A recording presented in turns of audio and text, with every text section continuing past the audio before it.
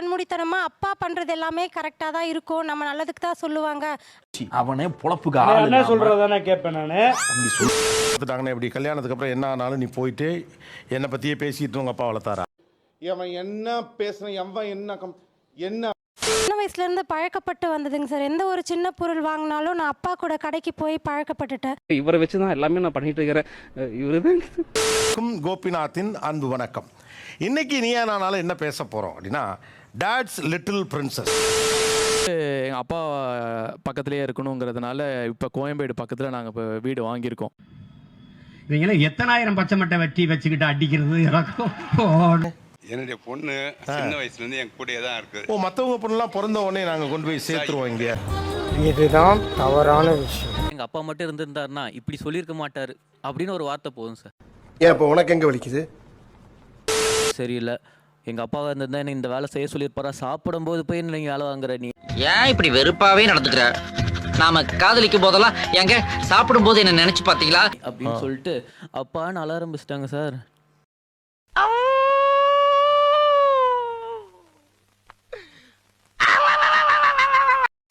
இல்ல, உன் இடத்துல எங்க அப்பா இருந்தா என்ன இப்படி வேலை வச்சுக்க வாங்கி இந்த டைம்ல என்ன வச்சிருக்க மாட்டாரு. கொஞ்சம் கேளுங்க. இந்த இளவுக்கு தான் மனுஷ பதர்களோட பேச்ச நிப்பாட்டி 500 வருஷம் ஆச்சு. என்ன ஏமல வம்பு கிளிக்கிய? ஏதோ இருக்கிறத வச்சு அட்ஜஸ்ட் பண்ணிக்கலாமே இல்லாம அந்த டைம்ல ஒரு தக்காளி சட்னி கேட்கும்போது கிச்சனுக்கு வாங்கினா வரமாட்டேன்னு பயப்படுறாங்க. இப்படின்னா நீங்க பண்ணீங்கன்னா எப்படி? ஐயோ அங்கே இருந்திருந்தா அப்பா இந்த மாதிரிலாம் கேட்டிருக்க மாட்டாரு. அதானே நான் உருவாக்குன கேரக்டர் என்ன ஓவர்டேக் பண்ணுதுப்பா. சாப்பிடும் போல ஒரு ஃபீல் ஆகுது. அப்போ ஒரு சட்னி அரைச்சு கூட அப்படின்னு கேட்டிருக்கீங்களா இல்லையா? கேட்டிருக்கேன். அவன் இன்னும் திருந்தல மாமா. அப்பாவும் கேட்டிருக்காராமா? அப்பா கேட்டிருக்காரு சார். பட் நம்ம எனக்கு அவர் பார்த்தா சிரிப்பா வருது. சொல்றாரு, எங்க அம்மாவா இருந்தா இப்படி செய்வாங்களா அப்படின்னு கேட்குறாரு. அப்போ எப்படி இருக்கும்? ஆமா, இந்த வாசகம்லாம் உங்களுக்கு யார் எழுதி தரா? அப்போ நான் அம்மா கிட்ட தான் கேட்கணும்னு சொல்லியிருப்பேன். ஆனா அதுக்காக ஒன்றும் தயக்கம்லாம் காட்டுறது இல்லை. இதெல்லாம் கொடுமையா இல்லையா? இப்படி ஒரு பதில சொல்லக்கூடாது. அதெல்லாம் ஏற்புடையதல்ல. அது எங்க அப்பா வந்து அப்படி செய்வார், எங்க அப்பா வந்து அப்படி செய்வார். அது ஏன் அப்பாவை இழுத்துக்கிறீங்க? அப்பா நான் இருக்கேன்ல கேட்குறேன். ஒன்றும் பண்ண முடியாது சார். அப்படி என்னையா பண்ணுவீங்க? வளர்த்துட்டாங்க. அதை திடீர்னு நம்மளுக்கு வந்து என்னடி சொல்ல வர? வேணான்றியா? வளர்த்துட்டாங்கண்ணே இப்படி கல்யாணத்துக்கு அப்புறம் என்ன ஆனாலும் நீ போயிட்டு என்னை பற்றியே பேசிட்டு உங்க அப்பா வளர்த்தாரா? அவன் என்ன பேசுன எவன் என்ன வேணா பேசிக்கோ, கவலையே எனக்கு கிடையாது. 4 கடைக்கு ஏறி இறங்கணும் அப்படின்னு சொல்லியிருக்கிறாங்க. நான் போயிட்டு ஒரு பூ வாங்கிக்கோமான்னா 3 கடையில் கேட்டுட்டு 4வது கடையில் தான் வாங்குறாங்க. கொஞ்சம் ஓவரா தான் போய்கிட்டு இருக்கோமோ. போவோம். என்னன்னாமா அப்பா இந்த மாதிரி 4 கடையில் கேட்டு சொல்லியிருக்கிறாரு, ரேட்டு விசாரிச்சு வாங்க சொல்றாரு. சார் நீங்க ஒன்றும் கோவப்படாதீங்க. என்ன மாமா சார் நீங்க ஞாபகம் இருக்கா? நீங்க நாள் என்ன சின்ன வயசுல இருந்து பழக்கப்பட்டு வந்ததுங்க சார். எந்த ஒரு சின்ன பொருள் வாங்கினாலும் நான் அப்பா கூட கடைக்கு போய் பழக்கப்பட்டுட்டேன். இவரை வச்சுதான் எல்லாமே நான் பண்ணிட்டு இருக்கிறேன். இவருதான் தெய்வம். ஏதாவது சுய கட்டுப்பாடு இறங்கி விலை விசாரிச்சு பார்த்து வாங்கணும். ஏன்னா நம்ம சம்பாதிக்கிற ஒவ்வொரு காசும் நம்ம உழைச்சி தான் வாங்குறோம். இப்போ இருக்கிற 2K கிட்ஸ்ல இந்த மாதிரி இருக்கிறாங்க. நான் நினைக்கிறேன்னு வாழப்படுறேன். நான் எதிர்பார்த்தது வேற, நடக்கிறது வேற மாதிரி இருக்கு சார். அப்புறம் தான் எனக்கு தெரிஞ்சதுங்க அவங்க என்ன ஏமாத்திருக்காங்க. நான் முட்டை மட்டும் தான் சாப்பிடுவேன் சார். மற்ற சிக்கன் மட்டும்லாம் நான் சாப்பிட மாட்டேன். யாரா நீ? இவ்வளவு பெரிய ப்ராப்ளம்டா. வேற எவனா இருந்தா வெடவெடுத்து போயிருப்பான். அந்த எக்கை சமைச்சு கொடுனா எங்க அப்பா அம்மா எக்கெல்லாம் சாப்பிட மாட்டாங்க, சிக்கன் மட்டன்லாம் சாப்பிட மாட்டாங்க. இவ்வளவு ஆபத்தெல்லாம் இருக்கும்னு சொல்லவே இல்லை. பசங்க எல்லாம் பயப்படுறாங்க. சொல்லுங்க. என்ன புரியலன்னா, உங்க அப்பாவுடைய கொள்கைகள் எல்லாம் ஏன் உங்க கணவர் ஏத்துக்கணும்? எனக்கு அது புரியல. எனக்கு பிடிக்கலைங்க சார் அது வீட்டுல செய்யறதுக்கு. எப்படி கேள்வி கேட்டாலும் உங்க கிட்ட இருந்து எந்த பதிலும் வர போறல. ஏன்னா இருந்தாதானே வரும். சார் எனக்கு வந்து என்னன்னா கண்மூடித்தனமா அப்பா பண்றது எல்லாமே கரெக்டா தான் இருக்கும், நம்ம நல்லதுக்கு தான் சொல்லுவாங்க. அவனே பொழப்புக்கு ஆள் என்ன சொல்றதானே கேட்பேன் நானு. இதுக்கு மேல அண்ணனை பத்தி ஏதாவது ஒரு வார்த்தை தப்பா பேசினா கூட அண்ணே உங்களை போட வேண்டியது அப்படிங்கறதையே நான் பழக்கப்பட்டு அப்படியே வளர்ந்ததுனால சோ அதை எல்லாமே அப்படியே நம்புறேங்க சார்.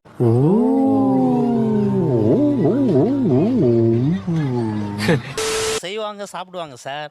ஆனா நான் அந்த உணவு சுதந்திரத்தை வந்து யாருக்கிட்டும் பறிக்க கூடாதுன்ற கொள்கையில இருப்பேன். பொண்டாடி உன்னை செருப்பால் அடிச்ச கதையெல்லாம் நான் கேட்கல. அன்னைக்கு மதியம் 1 மணிக்கு மாமா பக்கம் ஆஸ்பத்திரிக்கு வந்தியா? அப்போ உன் காலில் என்ன ஓதுனாரு அதை மட்டும் சொல்லு. ஆமா, ஒருத்தங்க சாப்பிட்டு ஒருத்தங்க சாப்பிடாம இருக்கணும். நீங்களும் சாப்பிடுங்க. No comments. Simply waste. ஏதோ சேர்த்துக்கிட்டோம்னு வச்சுக்கிட்டு இருக்கேன். ஆபரேஷன் பண்ண ஸ்டார்டிங் அந்த 1 இயர்ல அப்பா வராங்க. இந்த மாதிரி வந்து செக்கப் மூதேவி டென்ஷன்ல வளராது. கரெக்டா சொல்லு. இப்போ எங்க அம்மாட்ட பேசின ஸ்பீக்கர்ல போடு அப்படின்னு சொல்லுவாங்க. எங்க அம்மாட்ட எப்பயாச்சும் மாசத்துல ஒரு டைம் இல்லை எப்பயாவது தான் கால் பண்ணுவேன். என்ன பேசுறீங்க ஸ்பீக்கர் போடு. என்ன பழக்கம் அது? என்ன பழக்கம் அது? ஒன்று சொல்கிறேம்மா, நீ டாட்ஸ் லிட்டில் பிரின்சஸாக இருந்துட்டு போய்க்க. புருஷ மரியாதை பொண்டாட்டி கையில் இருக்கு. இதெல்லாம் பெருமையா?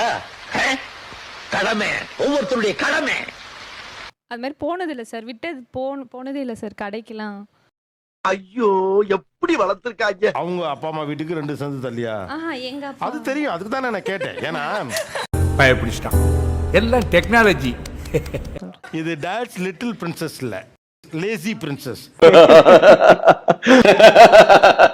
பெரும் கடன் என்ன தெரியுமா? பிள்ளைக்கு வாழ பழகி சொல்லி கொடுக்கறதா. இல்லை சார், இது இனிமேல் இது ஏன் சார் கேவலப்படுத்துறீங்க? இந்த நாட்டை கேவலப்படுத்துறது நீங்களா நானாடா? அப்பா பாத்துக்கிட்டாரு, இப்ப கணவர் பாத்துப்பாரு. நீங்க என்ன பண்ணுவீங்க? இவங்க எல்லாம் பண்றதை பாத்துக்கிட்டே இருப்பீங்களா?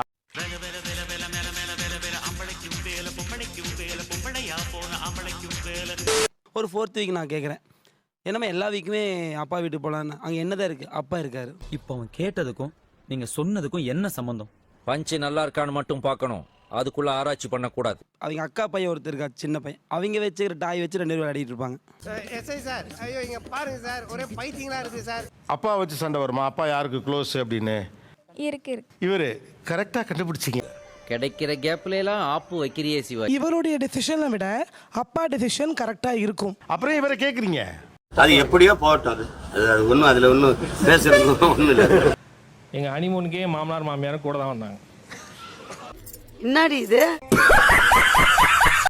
நேரத்தின் அருமையை கருதி இத்துடன் நிறுத்திக் கொண்டிருக்கிறேனே தவிர இவ்வளவுதான் என்று எண்ணி விடாதீர்கள்.